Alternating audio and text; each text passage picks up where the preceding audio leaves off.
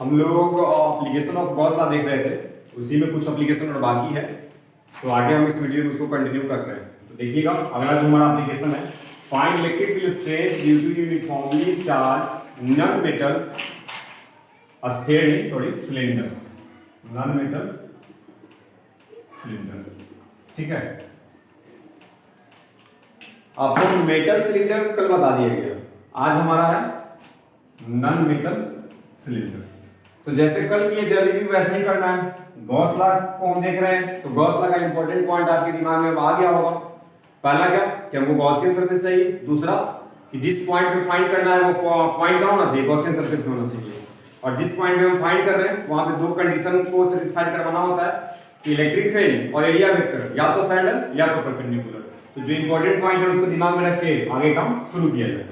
तो देखिए, मान लेते हैं कि आपके पास ये नॉन मेटल का सिलेंडर है, नॉन मेटल सिलेंडर।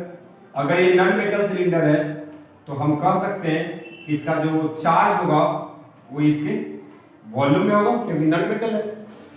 ये इसका सेंटर है, सेंटर से जो लाइन जाता है इसको हम एक्सिस बोलते थे, तो अभी भी सब कुछ वैसा ही है। चार्ज कहाँ है तो हम बोलेंगे इनसाइड में, और इनसाइड का मतलब तो वॉल्यूम में। मान लीजिए कि इसका जो रेडियस है वो r है, तो इसका रेडियस r मान लेते हैं, और चार्ज का density rho coulomb per metre की, क्योंकि ये वॉल्यूम चार्ज डेंसिटी है। तो जो क्वेश्चन बोला था उसके हिसाब से हम सोच रहे हैं। अगर पॉइंट इस साइड हो तो बताइए गॉसियन सरफेस कैसा बनेगा। तो दिख रहा है कि सिलेंडर है, तो गॉसियन सरफेस भी कैसा होगा, सिलेंड्रिकल। तो आप एक सिलेंडर बना लीजिए, इसको हम गॉसियन सरफेस मानेंगे। गॉसियन सरफेस का जो लेंथ है उसको हम एल मान लेते हैं। ठीक है, लेंथ एल है, और यहां से इसका जो एक्सिस से डिस्टेंस होगा, जो पॉइंट हम निकाल रहे हैं, ये एक्सिस से कुछ डिस्टेंस होगा, डिस्टेंस मान लेते हैं x है। तो केस पहला क्या बनेगा, केस 1 कि आउटसाइड का पॉइंट है, तो आउटसाइड को पॉइंट को हम लिख सकते हैं x ग्रेटर देन r। ठीक है, x ग्रेटर देन r पे हम बात करने वाले हैं। गॉसियन सरफेस का कुछ नाम दे दीजिए, मान लीजिए m। तो क्या लिखेंगे, using Gauss law for surface m। कैसे लिखते हैं statement, close integration E dot ds बराबर q इनक्लोज्ड बाय एप्सिलॉन। अब यहां पे फिर से तीन सरफेस आएगा, पहला, दूसरा और ये तीसरा। यहां पे देखेंगे तो इलेक्ट्रिक फील्ड आउटवर्ड 90 डिग्री, यहां पे भी देखेंगे तो इलेक्ट्रिक फील्ड आउटवर्ड, एरिया इधर, यहां भी 90 डिग्री। अगर इस पॉइंट पे बात करेंगे तो इलेक्ट्रिक फील्ड भी इधर, एरिया वेक्टर भी इधर। तो यहां पे क्या दिख रहा है, पैरेलल। ठीक है, कल ही वाला सब केस आ रहा है, तो और पीछे वीडियो आप देख के आए तो आपको ये बहुत आसानी से समझ आने वाला है। तो ये दोनों पैरेलल हो गए, ये दोनों परपेंडिकुलर। तो पहला और तीसरा के लिए 90 डिग्री एंगल होगा E डॉट ds। तो E ds cos 90 cos 90 0, तो बचेगा कौन सा, सेकंड वाला। तो यहां पे बोल सकते हैं किसके लिए, सेकंड सरफेस के लिए। सेकंड सरफेस में इसको लिखेंगे तो क्या लिखा है, E ds equal to q enclosed. अब इस गॉसियन सरफेस के अंदर कितना चार्ज इनक्लोज है, तो चार्ज हम यहां से बोलेंगे कि चार्ज यहां से लेके इस सेंटर से लेके इस सेंटर तक का जो इसका लेंथ है उसी के वॉल्यूम में होगा। तो इसका लेंथ कितना लेके चल रहे हैं, l। तो कहां से निकलेगा, इसके अंदर जो इनक्लोज चार्ज वो कैसे निकलेगा, तो वॉल्यूम चार्ज डेंसिटी से। हम यहां से लेके यहां तक का वॉल्यूम निकाल के रो से मल्टीप्लाई कर देते हैं, तो इसका जो वॉल्यूम होता है वो क्या होता है, पाई r स्क्वायर। तो पाई r इसका रेडियस है, तो पाई r स्क्वायर इनटू लेंथ कितना है, l। हम यही r लेके चलेंगे ना कि x, क्योंकि चार्ज तो इसी के अंदर है। बड़ा वाला जो सिलेंडर लिखा जिसको हम गॉसियन सरफेस बोल रहे हैं उसके अंदर ही इनक्लोज है, लेकिन क्या पूरा वॉल्यूम में है, तो नहीं, जो ओरिजिनल था उसी के वॉल्यूम में चार्ज है। तो यहां पे हम क्या करेंगे, जो वॉल्यूम लेंगे हम छोटा वाला लेंगे, ना कि गॉसियन सरफेस वाला का। तो क्या हो गया, पाई r स्क्वायर इनटू l। इसमें गुना किससे कर देंगे, रो से, तो इनटू कर देंगे रो। तो ये क्या कहलाएगा, इनक्लोज्ड चार्ज। तो q इनक्लोज्ड का वैल्यू यहां से निकलेंगे, pi r square into l into rho divide by epsilon. यहां से रोज इंटीग्रेशन करेंगे तो E तो सिमेट्रिक होगा, बाहर आ जाएगा, ds का इंटीग्रेशन s होता है। तो क्या लिखेंगे, E into s equal to pi r square into l into rho divide by epsilon. यही आएगा, s कहां जाएगा, नीचे। तो इलेक्ट्रिक फील्ड बराबर हम क्या लिखेंगे, pi r square l into rho divide by epsilon not into s। अब इस एस क्या है, सरफेस एरिया किसका, गॉसियन सरफेस का। तो सरफेस एरिया क्या लिखेंगे, 2 पाई आर एल होता था, तो 2 पाई आर की जगह पे वैल्यू कितना x, तो 2 पाई x इनटू एल, एल से कैंसिल आउट हो जाएगा, क्या बचेगा, पाई से पाई भी गया, तो यहां से इलेक्ट्रिक फील्ड बच रहा है रो आर स्क्वायर, ऊपर में क्या बचा रो आर स्क्वायर अपॉन हम क्या लिखेंगे 2 एप्सिलॉन नॉट इनटू x, ये वैल्यू आया। आप मिला के देखिए कि पहले भी क्या हम यही चीज को किए थे, कितना रिजल्ट आया था कि नहीं आया, चेक कीजिएगा, रिजल्ट यही आएगा। ठीक है, तो उम्मीद करता हूं कि आपको समझ आया होगा। ये केस 1 था और ये केस 2 करते हैं, इसका आप स्क्रीनशॉट ले लीजिए।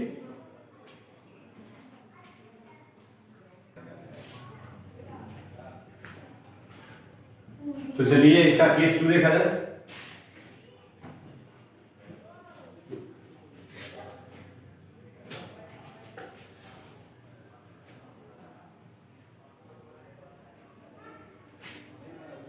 केस 2 को हम बोल सकते हैं ये पॉइंट आउटसाइड ना हो इसके सरफेस पे आ जाएगा। ठीक है, इसको हम यहां पे क्या लिख देंगे x r। अब यहां पे आप देखिए कि अगर ये पॉइंट आ गया तो गॉसियन सरफेस भी यही काम करेगा, इस गॉसियन सरफेस का नाम हम n बोल सकते हैं। तो हम क्या लिखेंगे, using Gauss law for the surface n, formula वही रहेगा, close integration E dot ds equal to q enclose by epsilon. यहां से तोड़ेंगे तो फिर से इसमें तीन को सरफेस बनेगा, एक ये वाला, एक ये वाला और एक ये वाला, ऊपर नीचे कैंसिल आउट, बचेगा लेटरल वाला। तो लेटरल में 0 होता है, तो यहां से क्या लिखेंगे es, और यहां से q इनक्लोज, तो q इनक्लोज तो बदलने वाला है नहीं, पहले भी इसी के अंदर था, अभी भी इसी के अंदर होगा। इसको हम क्या लिख सकते हैं, pi r square into l into rho और अपॉन क्या है एप्सिलॉन। यहां से s का वैल्यू पुट कीजिए। अब यहां से सरफेस एरिया बदल गया, पहले सरफेस एरिया क्या था, पूरा बड़ा वाला था ये वाला, अब सरफेस एरिया इसी का ना होगा, तो सरफेस एरिया क्या लिखेंगे, s को नीचे लाना है तो पाई r square into l into rho upon यहां पे एप्सिलॉन, और s नीचे आएगा तो इसका वैल्यू क्या लिखेंगे 2 पाई r l। तो r क्या है, x के बराबर है, तो 2 पाई x इनटू l लिखेंगे। अब यहां पे x और r इक्वल है, तो x से r क्या हो जाएगा कैंसिल आउट, l से l क्या हो जाएगा कैंसिल आउट, पाई से पाई क्या हो जाएगा कैंसिल आउट, तो कितना बचेगा रो और एक r बचेगा, तो रो r अपॉन यहां से क्या बचेगा 2 एप्सिलॉन, तो रो r अपॉन 2 एप्सिलॉन। अब डायरेक्टली यहां से भी देख सकते हैं इसका रिजल्ट क्या आया था, रो r square upon 2 epsilon dot x। अब अगला जो केस है वो x इक्वल टू r के पर है, तो यहां से x और r कैंसिल कर दीजिए तो काम हो जाएगा, तो क्या बचेगा रो r अपॉन 2 एप्सिलॉन डॉट, तो 2 एप्सिलॉन हो गया। अब इसका केस 3 देखना है, तो बहुत आसान है, आपको उम्मीद करता हूं कि अच्छे से समझ आ रहा होगा। तो इसका भी स्क्रीनशॉट ले लीजिए। अब केस 3 देखते हैं, केस 3 को मैं इधर कर ले रहा हूं, देखिएगा केस 3। केस 3 में क्या होगा देखिएगा,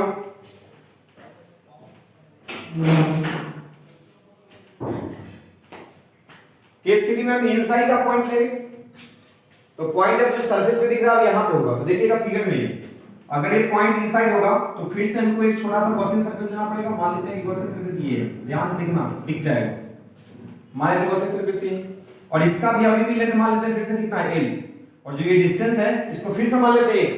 तो केस 3 में क्या लिखेंगे x लेस देन r, मतलब x का जो वैल्यू है वो r से कम है। अब इसके अंदर हमको इस पॉइंट पे इलेक्ट्रिक फील्ड निकालना है, तो फिर से सरफेस 3 को बनेगा 1 2 और 3, सरफेस तो वही बनेगा, ऊपर वाला नीचे वाला कैंसिल आउट हो जाएगा, बचेगा कौन लेटरल, लेकिन इनक्लोज चार्ज बदल जाने वाला है। अब जो चार्ज होगा इसके अंदर होगा, तो इसके अंदर का चार्ज हम फाइंड करने वाले हैं, फिलहाल इसका हम स्टेटमेंट लिखते हैं। तो क्या लिखेंगे, using Gauss law close integration E dot ds equal to q enclose by epsilon. Formula तो सेम रहेगा, पहला दूसरा कैंसिल आउट, बचेगा दूसरा, तोड़ के लिख देंगे तो डायरेक्टली क्या लिख सकते हैं es equal to q enclose. अब बताइए कि इसके अंदर कितना चार्ज है, तो सबसे पहले इसका वॉल्यूम चाहिए, तो वॉल्यूम क्या लिखेंगे पाई x स्क्वायर, x का भाई इसका रेडियस कितना लेकर चल रहे हैं x, तो पाई x square into l, into क्या हो जाएगा ये चार्ज होगा, पहले कितना चार्ज था pi r square into l into rho, अब इसका वैल्यू बदल गया, पाई r की जगह क्या लेना है x, तो यहां से क्या लिखेंगे q enclose pi x square into l into rho upon epsilon not, और यहां से s को नीचे ले आते हैं, यहां से s जो था इसको नीचे ले जाते हैं, तो s का वैल्यू कितना होगा सरफेस एरिया, तो गॉसियन सरफेस यही है तो सरफेस एरिया भी इसी का होगा, तो सरफेस एरिया हम लिखेंगे 2 पाई r, तो 2 पाई आर की जगह पे x l, तो यहां से देखिए जो कट रहा है पाई कट गया x कट गया, पाई कट गया x कट गया, l भी कैंसिल आउट हो गया, क्या बचा यहां से वैल्यू बच रहा है रो, देखिएगा ध्यान से, रो और x अपॉन 2 एप्सिलॉन। हाँ देखिए इसका वैल्यू कितना आ गया, रो x अपॉन 2 एप्सिलॉन। अब ये दोनों में रिजल्ट में कुछ सिमिलरिटी दिख रहा है, सिमिलरिटी क्या है, यहाँ पे आ रहे हैं, यहाँ पे x है, तो हाँ x क्या है, r से कम है, इसलिए यहाँ पे x ले रहे हैं। ऐसा रेडियस कितना था, r था। तो तीनों रिजल्ट आपको अच्छे से समझ में आया होगा, इसमें कुछ ज्यादा दिमाग लगाना नहीं है, इसमें आप कॉन्सेप्ट को पकड़िए, जो कहता है, जो स्टेप बताता है वो स्टेप को फॉलो करते जाइए, सबका सब सवाल आपसे बन जाएगा। चलिए इसके यहाँ तक गॉस लॉ से काम हो गया हमारा, इतना आप करके जाना, सब सवाल आपसे बन जाएगा, ठीक है। एक चीज इसमें और पढ़ना है हमको, electric field strength just outside the metal body, उसको भी हम करा ही लेते हैं। इलेक्ट्रोस्टैटिक हमारा खत्म हो रहा है पहला चैप्टर, आप इलेक्ट्रोस्टैटिक का एनसीईआरटी से या किसी भी बुक से फर्स्ट चैप्टर जो इलेक्ट्रिक फील्ड और चार्ज का होता है उसको आप ट्राई कर सकते हैं, ठीक है। जो डाउट रहेगा हम बताएंगे। फिलहाल हम यहाँ पे ऑफिशियली जो सोल्व करेंगे वो एनसीईआरटी बुक सोल्व करेंगे, तो जिसके पास होगा वो बना के तैयार रखिएगा। इसका एक और कॉन्सेप्ट हम देख रहे हैं इलेक्ट्रिक फील्ड का, देखिएगा इसमें भी हम गॉस लॉ लगाएंगे, लेकिन थोड़ा सा ये इसको हम बोल सकते हैं कि स्पेशल केस है, तो थोड़ा स्पेशली इसको देखिएगा।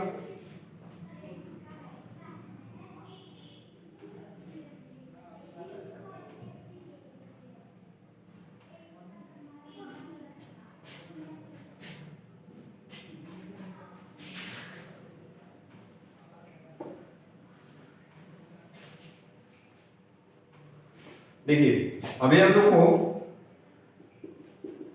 Find electric field strength due to charge metal body, find electric field strength due to charge metal body just outside the point, just outside या जस्ट, हाँ लिखिए जस्ट आउटसाइड बोल सकते हैं, जस्ट आउटसाइड द बॉडी। यह special case है। हम metal में बहुत सारे इलेक्ट्रिक पढ़े, मेटल शीट पढ़े, मेटल स्फीयर पढ़े, मेटल सिलेंडर पढ़े, लेकिन यहाँ पे किसी का नाम नहीं लिया गया है। यहाँ पे बोला गया find electric field strength due to charge metal body. Metal body कैसा है ये हमको नहीं बताया गया है, और निकालना कहाँ पे है, तो just outside the body. Metal body के कारण निकालना है, और कहाँ पे निकालना है, तो जस्ट आउटसाइड। क्या लिखा गया है, क्वेश्चन को ध्यान से देख लीजिए, find electric field strength due to charge metal body, और पॉइंट कहां, just outside the body. At यहां पे लिखेंगे at just outside the body. तो देखिए हम इसको सॉल्व करते हैं, बहुत आसान है, कॉन्सेप्चुअल थोड़ा है, कैसे करना है तरीका इंपॉर्टेंट है, तो तरीका आप सीखना। मान लीजिए कि आपके पास एक बॉडी है और ये मेटल बॉडी, इसको हम क्या मान के चल रहे हैं, ये मेटल बॉडी है, ठीक है। अगर ये मेटल बॉडी है तो चार्ज इसके सरफेस पे होगा, तो चार्ज का डिस्ट्रीब्यूशन ऑटोमेटिकली इस तरह से हो जाएगा। इसके अंदर में नेगेटिव फील्ड जीरो होना चाहिए, ये हम बता चुके हैं कि अगर ये मेटल है, मेटल कैसा भी हो, अगर ये मेटल है तो इसके अंदर में इलेक्ट्रिक फील्ड हमेशा क्या होता है, जीरो होता है, ठीक है। और एक कॉन्सेप्ट और बताएंगे कि अगर ये मेटल है तो यहां से जितना भी इलेक्ट्रिक लाइंस निकलेगा, जिसको हम इलेक्ट्रिक फील्ड बोल रहे हैं, वो हमेशा 90 डिग्री पे निकलेगा। अगर ये मेटल बॉडी है तो ध्यान रखना कि अगर ये मेटल बॉडी है, अगर वो चार्ज है, शेप और साइज से कोई मतलब नहीं है, अगर मेटल है और चार्ज इस पे है, तो जो इलेक्ट्रिक फील्ड निकलता है वो कितना डिग्री का एंगल बना के निकलेगा, 90 डिग्री। इसका जो रीजन है कि क्यों ऐसा होता है वो आपको अगला चैप्टर में इसका जवाब हम देंगे, ठीक है।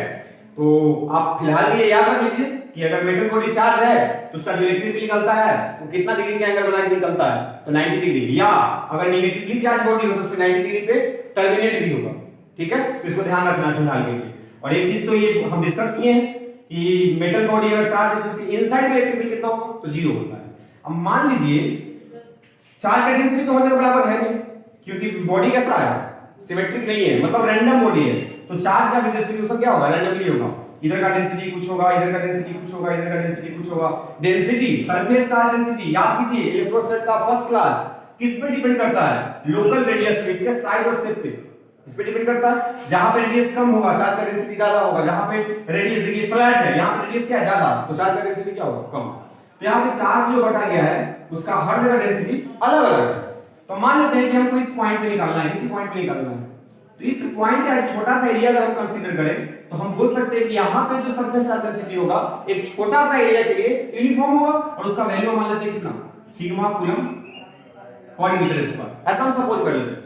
यहाँ पे सिग्मा है तो कूलम में यहाँ पे सिग्मा होगा नहीं, यहाँ पे सिग्मा है, यहाँ पे सिग्मा 1 होगा, यहाँ पे सिग्मा 2 होगा, यहाँ पे सिग्मा 3 होगा, यहाँ पे सिग्मा 4 होगा, हर जगह डेंसिटी अलग है। लेकिन जिस पॉइंट पे निकालना है हम क्या बोल रहे हैं, उसको एक छोटा सा एरिया मानिए कि इस छोटा सा रीजन में जो इलेक्ट्रिक फील्ड का या चार्ज का जो वैल्यू होगा वो यूनिफॉर्म होगा, ठीक है। अब इसी पॉइंट पे हमको निकालना है, तो जिस पॉइंट पे निकालना है उस पे सबसे पहले गॉसियन सरफेस बनाइए। तो जस्ट आउटसाइड निकालना है तो हम गोल तो बना नहीं सकते, अब गोल बनाएंगे तो गॉस लॉ अप्लाई नहीं करेंगे, गॉस लॉ से सीखेंगे। तो सबसे पहले यहां पे एक सिलिंड्रिकल छोटा सा गॉसियन सरफेस बनाया जाता है, जिसका जो ये क्रॉस सेक्शन दिख रहा है इसको माना जाता है, वैल्यू मान लेते हैं a मीटर स्क्वायर, ठीक है, छोटा सा एरिया है, या ds मान लीजिए, छोटा सा एरिया है तो ds मान लीजिए कि एरिया कितना है, ds है। अब ये एरिया है तो ये भी ds होगा, तो इसको भी मान लीजिए कितना है, ds है, ठीक है। समझना ध्यान से, जिस पॉइंट पे निकालना था उस पॉइंट पे निकालने के लिए सबसे पहले क्या किए, ये गॉसियन सरफेस बनाए। गॉसियन सरफेस कैसे लेना है, सिलिंड्रिकल, इसका जो सर्कुलर एरिया है उसको कितना मानना है, ds, तो ऊपर वाला भी ds होगा। अब जिस पॉइंट पे निकालना है या तो पॉइंट इस पे होगा या तो इस पे होगा या तो इस पे होगा। तो इन साइड में बात करेंगे कि अगर ये मेटल बॉडी है और यहाँ पे हम सबसे पहले फ्लक्स निकालते हैं कि जो सिलिंड्रिकल सरफेस बन रहा है इससे कितना फ्लक्स ओरिजिनेट हो रहा है, तो लिखते हैं फ्लक्स इमर्जिंग आउट, मतलब कितना निकल रहा है, इमर्जिंग का मतलब क्या होता है, निकलना, flux emerging out through area ds।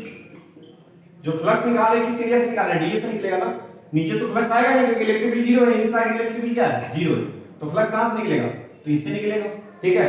अगर फ्लक्स इससे निकाल रहे हैं तो इलेक्ट्रिक फील्ड भी आउटवर्ड और एरिया वेक्टर भी आउटवर्ड। यहां पे कुछ देख सकते हैं कि जो एरिया वेक्टर इधर ही होगा, ऊपर ही होगा, और इलेक्ट्रिक फील्ड भी ऊपर ही होगा, क्योंकि इलेक्ट्रिक फील्ड यहां से परपेंडिकुलर है तो ऊपर और एरिया भी परपेंडिकुलर है तो ऊपर। यहां से क्या लिख सकते हैं, phi बराबर E डॉट ds, इसको तोड़ेंगे तो एंगल 0, तो डायरेक्टली हम क्या लिखेंगे, E ds। यहां से फ्लक्स निकल गया, यहां तक आपको आसानी से समझ में आया होगा। क्या किए, आपको बोला कि एक मेटल बॉडी है जिसका कोई शेप और साइज हमको पता नहीं है, और जस्ट आउटसाइड द बॉडी आपसे पूछा कि इलेक्ट्रिक फील्ड क्या होगा, तो क्या बोलेंगे, सबसे पहले काम क्या करो, ये गॉसियन सरफेस लो, गॉसियन सरफेस कैसा लेना है, सिलिंड्रिकल, इसका जो क्रॉस सेक्शन एरिया है, जो सिलिंड्रिकल पार्ट है, इसका एरिया कितना मान लीजिए ds, तो ऊपर भी ds होगा, नीचे से कोई फ्लक्स आएगा नहीं क्योंकि इसके अंदर इलेक्ट्रिक फील्ड 0 होता है, तो टोटल फ्लक्स कहां से निकलेगा, ऊपर से। तो ऊपर से हम फ्लक्स का वैल्यू भी निकाल रहे हैं कि मान लीजिए कि छोटा सा एरिया में जो फ्लक्स जाएगा वो कितना निकलेगा, phi निकलेगा, phi का वैल्यू कितना होगा, तो E ds होगा क्योंकि एंगल 0 हो रहा है। चलिए यहां पे कंप्लीट कीजिए, इसको स्क्रीनशॉट लीजिए, आगे बात करते हैं।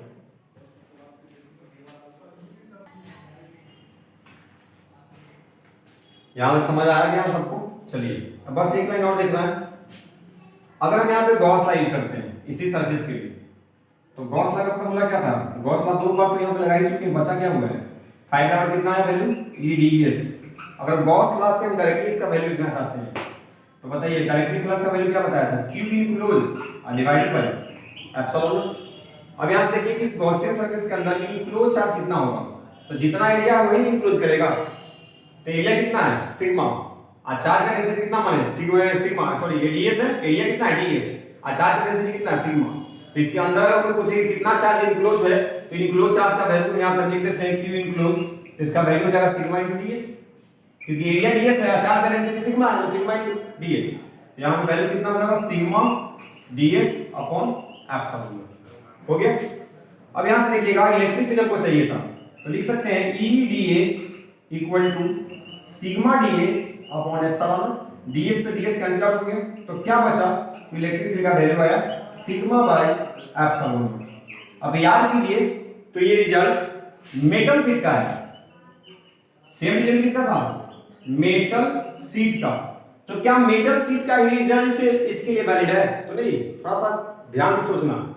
मेटल शीट में चार्ज का जो डिस्ट्रीब्यूशन था यूनिफॉर्म था, हर जगह चार्ज का डेंसिटी सिग्मा था, लेकिन यहां पे हर जगह चार्ज का डेंसिटी सिग्मा नहीं है, चार्ज का डेंसिटी बदल रहा है। तो यहाँ पे हम नोट करके एक पॉइंट लिखेंगे किसके बारे में, सिग्मा के बारे में, कि सिग्मा क्या है, यही लिख देते हैं। सिग्मा क्या है, तो सिग्मा को बोला जाएगा कि ये लोकल सरफेस चार्ज डेंसिटी है, ये लोकल सरफेस चार्ज डेंसिटी है। तो ये रिजल्ट मेटल शीट का है, लेकिन ध्यान से याद रखिएगा कि मेटल शीट का रिजल्ट यही है और जस्ट ऑक्साइड का रिजल्ट यही है, लेकिन यहाँ पे सिग्मा लोकल होता है, वहां पे सिग्मा यूनिफॉर्म होता है। तो इलेक्ट्रोस्टैट में आपका इलेक्ट्रिक फील्ड में एक डाइपोल बचा हुआ है। डाइपोल हम अगला सेक्शन में पोटेंशियल में पढ़ाएंगे, तो वहां पे इलेक्ट्रिक फील्ड और पोटेंशियल दोनों एक साथ कर लेंगे। तो हम मान के चल रहे हैं ऐसा कि पहला चैप्टर हमारा खत्म हो चुका है, तो आप एनसीईआरटी का सवाल बनाइएगा। थोड़ा बहुत आपको डाइपोल के बारे में भी क्वेश्चन आ सकता है, तो डाइपोल को हम थोड़ा सा बताए थे, न्यूमेरिकल से जितना आपको काम उतना बताया गया। डाइपोल कहाँ से आया था, एटम से, याद रखिएगा। एटम के अगर सराउंडिंग में, ये एटम का स्ट्रक्चर होता था और इसके सराउंडिंग में कुछ चार्ज रखे थे, तो यही एटम किसमें बदल गया था, डाइपोल में। यहाँ पे क्या लिखते थे कि अगर ये प्लस चार्ज है तो माइनस चार्ज इधर आ जाएगा, प्लस इधर आ जाएगा। चार्ज का मतलब क्या, सेंटर। तो किसी भी एटम के अंदर अगर किसी चार्ज के वजह से सेंटर के बीच में अगर सेपरेशन हो रहा है, तो इस फिनोमेना का नाम था पोलराइजेशन, और जो ये सिस्टम बनता है इसी का नाम था डाइपोल। तो डाइपोल में दो तीन चीज याद रखने वाला है, इसमें नेट चार्ज अभी भी 0 है, ठीक है। इलेक्ट्रिक फील्ड का बात नहीं करेंगे, फिलहाल इसका बात करेंगे कि डाइपोल पे अभी भी कोई पूछे कि बताइए जो डाइपोल बता है उसका नेट चार्ज कितना है, तो अभी भी बोलेंगे कि 0 है। तो इतना चीज अगर आपको डाइपोल के बारे में बेसिक पता है कि डाइपोल क्या होता है, तो पहला चैप्टर एनसीईआरटी का बनाइएगा तो बन जाएगा, ठीक है। अगर डाउट होता है तो फिर हम देखेंगे, नहीं होगा तो डाइपोल का सवाल डाइपोल पढ़ने के बाद सोल्व करेंगे। तो बाकी क्वेश्चन आप कीजिए, ठीक है। Thank you.